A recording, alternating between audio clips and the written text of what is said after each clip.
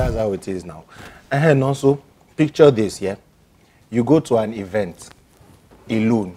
You went there alone. You don't know anybody there. And you know that you have to network. And that your networking depends on you making the first move. Scary, right? So scary. Like, you can't even imagine the myriad of things that will be going through your mind. How will you start and all of that?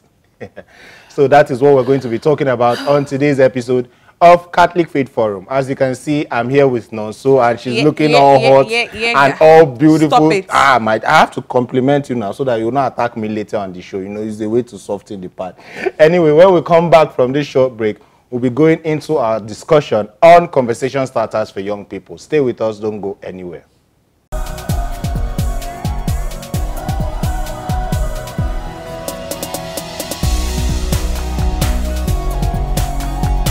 Welcome back to the show, guys. It is Catholic Faith Forum, and we're discussing conversation starters for young people. I'm with Nonso today, and we're going to be looking at how young people can start conversations in situations where they feel they can't make conversations. So, Nonso, let's talk about the scenario we painted earlier. Yes. Yeah. A very scary one. Yes, so very scary. So, you're a lady, so you guys are usually mostly on the receiving end of such conversations. Yeah. So how will a person approach you that you will be welcoming?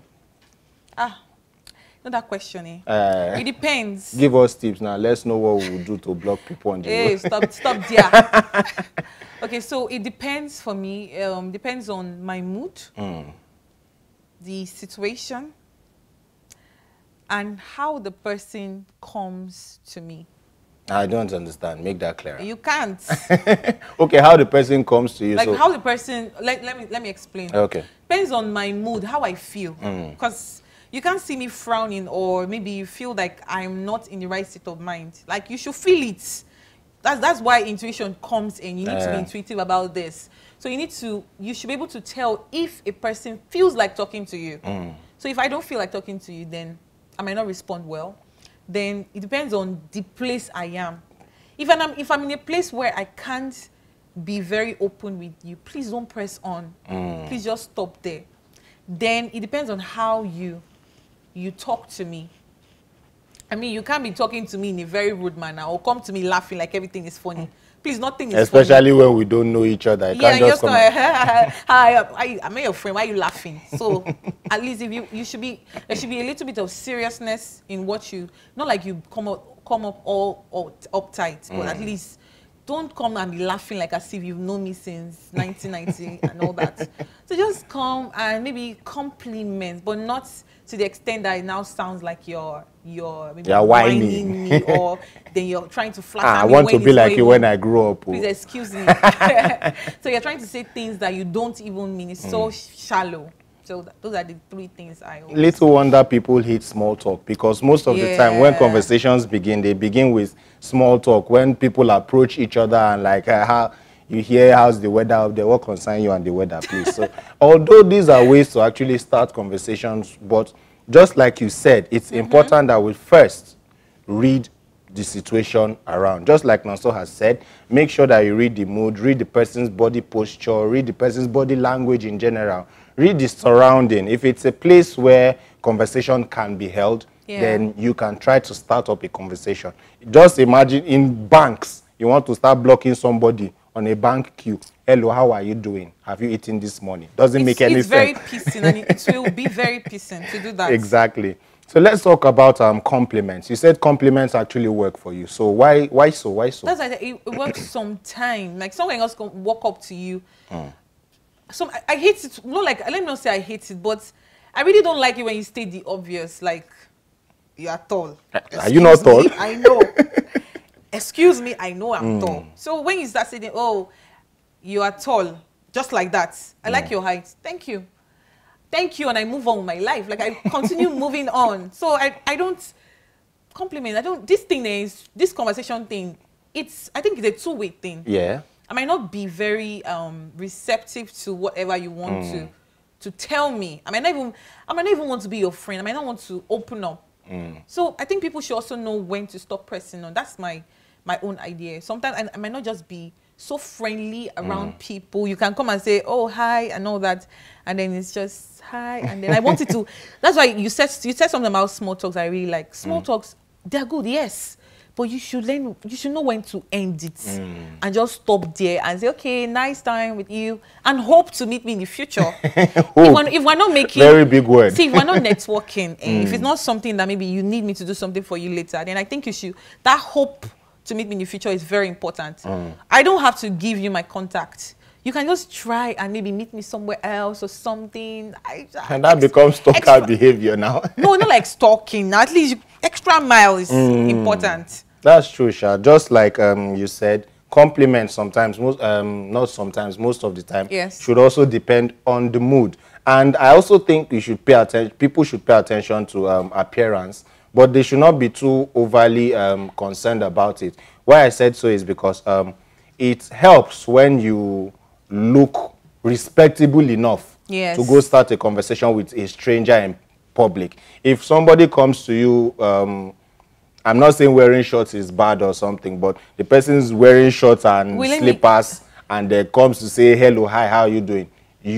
I'm very sure your reception to the person will be a little bit hostile. I will feel the same way too. Let me give you an example. Yeah. There was one day, I just pity myself. Like, there was a day I was coming from somewhere, and I climbed the bridge, and this guy, looking so scary, looking like, sorry to use this word, he looked like a mad person. Like, to me, it was like a madman just walked up to me. He was looking so rough and dirty, and I thought that I wanted to run and start shouting, like, but he just came and the way it was, what was saying was so incoherent that I was like, are you even listening to what you're saying? Would it have made any difference if he had come dressed normal? How he just walk up to me and ask me, where do you work? Ew, Chimo. And I'm like, I didn't say a word. I was just like, oh. From where to where? He said, tell me where you work. I'm like, I said, no. He said, tell me your name. Tell me. Like, it's by force. I must tell you these things. So, appearance is key for me. If you look dirty and rough, I'll run away. It's possible that person was a madman anyway. Let's just hope you don't have Chima, remind me. Thank you. Let's hope you don't have such encounters in the future. Okay, another thing about starting conversations with people is asking relevant questions. Yeah. Important. So it's very important. What do you have to say about that? I think for me, I think it's just basic for everybody that you must ask questions that I can answer and relevant to what we are in. If it's maybe I went for a program or maybe we're somewhere, you can't be asking me like, okay, how old are you? When we're talking about maybe I went for a program. Just like that guy that came to ask you, where do you work? Thank you. Just imagine I went for a program where there are youths there and everyone's talking about work or we're talking about how to move our lives forward. You can ask me what I've been doing or what I hope to do or where I would like to see myself or where I want to see or where I see myself, stuff like that relate to career and all that if I'm in that kind of environment. But you can't start asking me, how many are you people in your family or where are you from? All the kind of things are not relevant at that point in time. So relevance of questions come in situation, the context. Where are you? What situation are you people in? So the questions should just surround. Don't go off key. So just try to notice that, okay, I met you in school. Let our conversation start from things that relate to school before we start exceeding. You don't start from, you go from left and then you're coming suddenly to the right. It just puts people off. Exactly, because that's key. Another thing I think we should note, and people should actually note when asking questions in conversation, is that you should tailor your questions to your listener.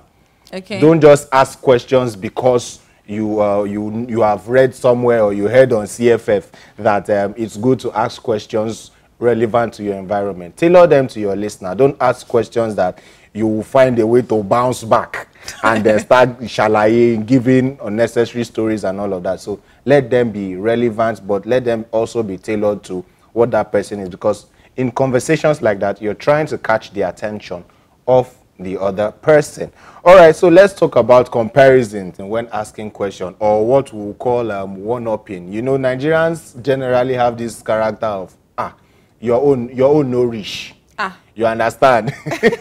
Like maybe we're talking about a party and then you say, I went to this party and it was interesting, or I went for this church event and it was this, and they say, wow, my church also does that, or I went for this party and they did more than that. You understand? What do you think about that? I think for me, I don't think that's a problem. Instead, I feel it extends the conversation. It doesn't make it end there. So if you tell me, oh, I saw something like this somewhere, and I tell you, oh, yeah, that's all you have seen. Oh my God, you need to see this one. It only makes it more interesting. So I find comparison like extra. I know when you buy cake, that cherry on top, that's comparison. Just extends the conversation and even builds that, let's say, trust or comfort between two people or more people. Well, I think it's best in a scenario whereby you guys are already friends.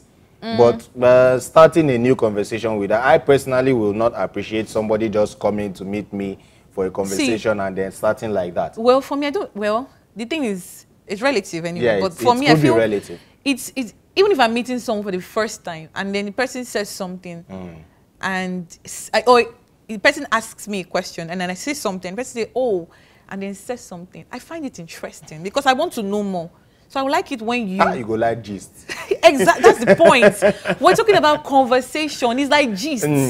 So it's just like I want to know more. I want to see things differently. I don't know. I don't want to just be straight-eyed. So if I tell you this is something I know, and tell me, oh, I've seen this other thing. I'll be, oh, okay. So there are two sides to it. There are different sides. So I find comparison very interesting. As far the point is, as far as it is relevant to the conversation. If you just start comparing and then you go off the rails, it won't make any sense.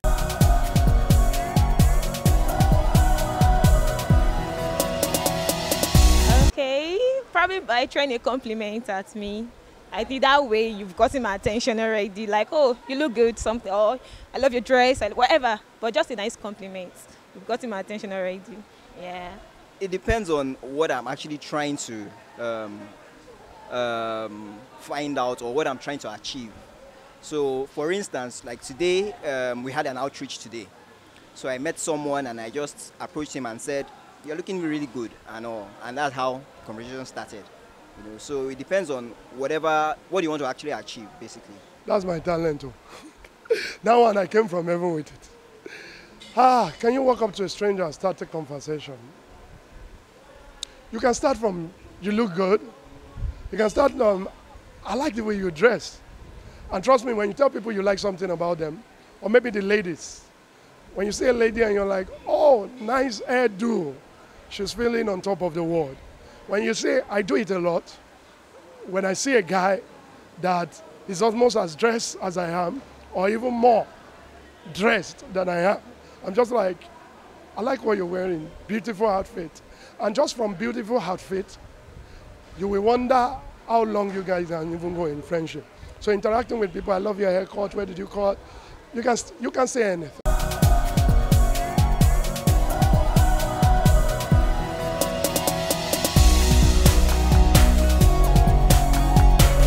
Still in the realm of questions and conversations. Okay. So don't asking embarrassing questions. Have you ever been asked any embarrassing question when meeting somebody maybe for the first time or something? That one is hard though. Like sometimes, oh my God, there's sometimes that they'll ask you some questions that it's not like you don't know the answer, but because you don't know how to put them, it just embarrasses you. Like and then, or some questions that just make you sweat under your armpits because they mention some things that you don't even know how to start with. Like how want they talk this thing now? So you're just looking like, oh, it's embarrassing. You don't want to present yourself in this certain line. And I feel like when it's people should tread with caution when they do that. You should know some questions that should be asked. It's not everything you want to ask somebody. It's not everything that you want to know about somebody at that point in time. So you allow for growth when you're having a conversation with somebody. It's not like you're forcing, you want to know everything about the person that immediately. Why not just ask for the biodata and then you know everything? That's it. That's it. Instead of asking, you should at least wait. Allow the person to gain interest before you go on because it might now sound like, oh, you're embarrassing the person.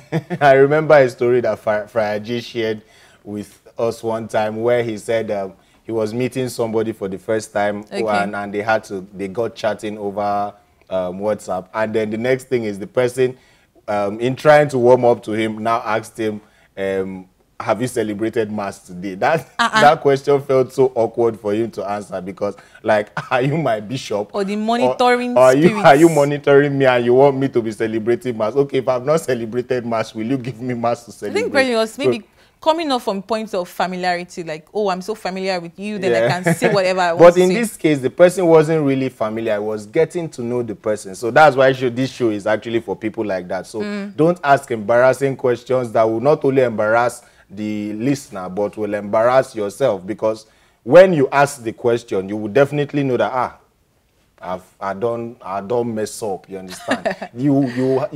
When you do something embarrassing, or when you're in an embarrassing situation, it actually there's a sort of feeling it gives you in the body, like, See me, you know, my armpits be scratching me, like you'd be itching me. it usually feels like I'll start sweating. my insides just sort of collapse on each other, like, oh my God. All right, so how do you feel when you're in a conversation and then someone tries to overshadow you? Overshadow me. Like when You can see the way I'm laughing, because people do it a lot. a lot. They might not know. Some people don't know that they have that attitude or that character.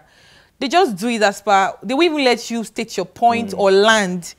And in my mind, I'm like, then why are you now asking? Or why do you now bother with the conversation? Because it's like, it seems that you want to know me, yet you don't even want me to even state some things or land. Instead, you're just giving me, you're forcing your opinions on me, forcing all your ideas that it must be like this. Oh, you think that this one is like, oh, you know, I don't know. Let me say my own. So don't assume that the person knows. That's the mistake that people make. Don't assume that the person you are speaking to already knows certain things. You can ask lightly that, do you know, or how do you feel about?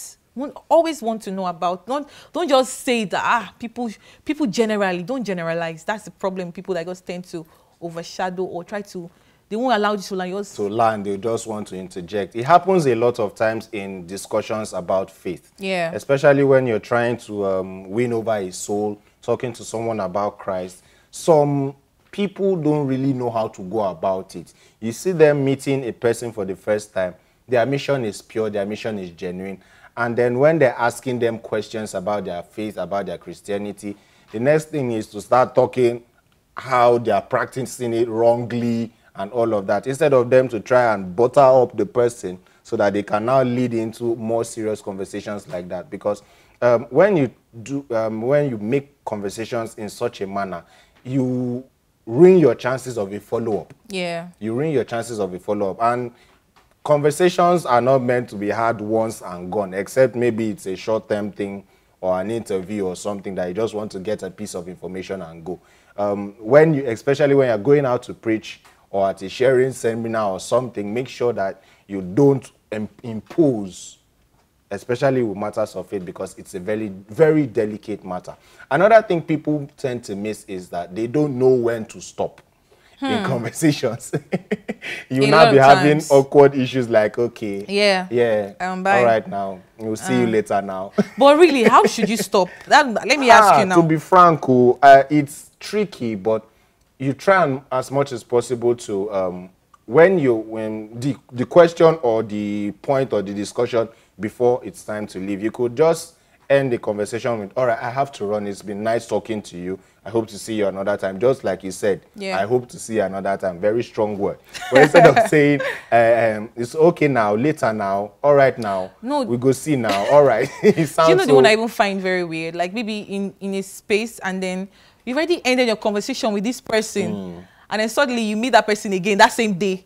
It will be so awkward because you won't know how to start again, because you already said, oh, bye, see you some other time, bye, and then you're gone. If you jam and the say, person we meet again, that's all. Again, and then you find something else to talk about. Bye. If there's nothing else to talk about, you just say, all right, can I have your contact? I find that very weird because I won't even know where to start. I'm like, I'll be so at quiet. that point in time, I think that's the best time to start throwing your lyrics. Because if you met the person twice at an event that you thought you won't meet again after your first meeting, I think that's the best time to throw lyrics. You understand? Like rock coffee. For example, I meet fine girl like you in an event. Oh, please. We talk one and we end the conversation. If I see you again, I must call a number, auntie. It's providence. What do you think about It's it? not. See, the thing is, see, the way you're, blah, blah, blah, the way you're even saying is that you collect number. It is not by force to give you. Well, true. That's the thing. Like, if I don't want to give you, I won't. After all, it's mine. Yeah, true. So don't make it look like I'll collect number. Like, if you say, give me a number, I'll give you. So it's not my fault. So why just mine off and I'm not giving my number? Thank you. I already have it, don't worry. But the point is that people should know when to stop. And the most important part of everything is that people should be natural. Yeah, true. No, don't make it look like you're faking or you're trying too hard. A lot of people just like they're trying to research and think about one joke that you've crammed yesterday night and you want to say it or something. Or you're just trying so hard. Ah, I like this your shirt. Oh, what a nice button. You didn't even study to check if there was a button. See, some people just guess.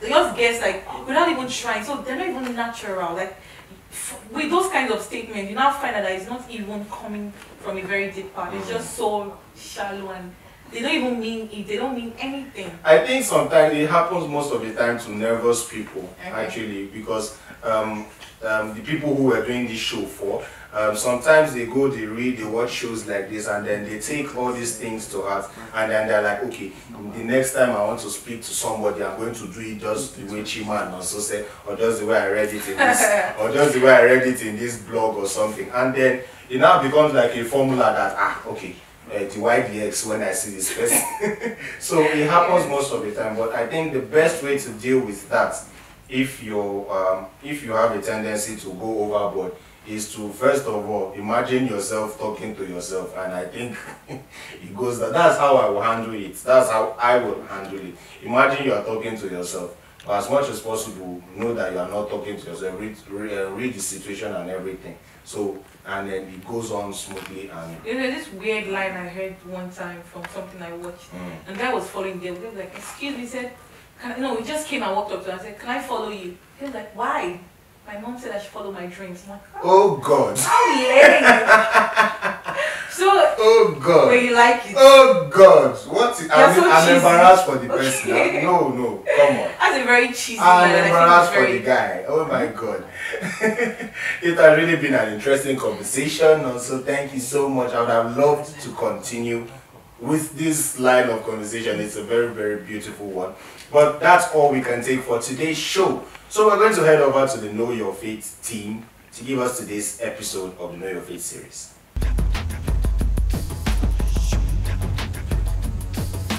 Does God answer prayers? Hello, I'm May, and you're welcome to Know Your Faith series. A lot of people often wonder, with all the pain and suffering in the world, if God does answer prayers. The truth is that He does. He definitely answers our prayers. The Bible says in 1 John chapter 5, verse 14, and this is the confidence we have in Him, that when we call Him, He answers us. Also, in James chapter 5, verse 16, the earnest prayer of a righteous person has great power and produces good results. But we should also bear in mind Isaiah chapter 55, verse 8 to 9. For my thoughts are not your thoughts, and my ways are not your ways, says the Lord.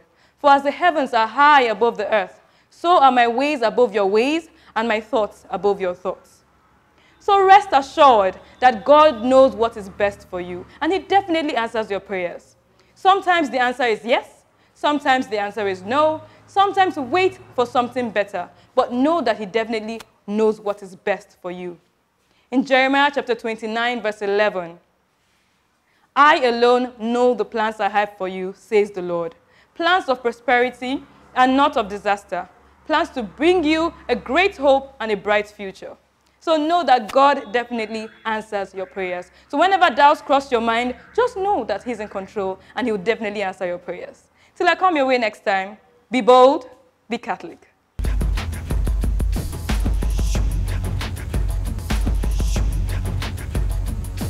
And with that, we've come to the end of today's episode of Catholic Faith Forum. Yeah. I and also had fun on today's episode. Yes. It was really enlightening. I know you enjoyed my I conversation. did. I'm definitely going to go back. You have no choice. Like, you have to enjoy it. I will definitely go back and rewatch this episode severally on YouTube so that we can, Yes. Alright, so make sure that you catch up, subscribe to our YouTube channel, Dominican Media Presents. to catch this episode and past episodes of the show. If you have any questions, inquiries, or you want to just hit us up, send us a shout out, make sure you hit us up on our social media platforms at CFF on TV. Across board, yes, not just across board, you understand? And until we come your way next time with another beautiful episode of CFF. Keep being saints. In jeans and Ankara In tops. jeans and shirts.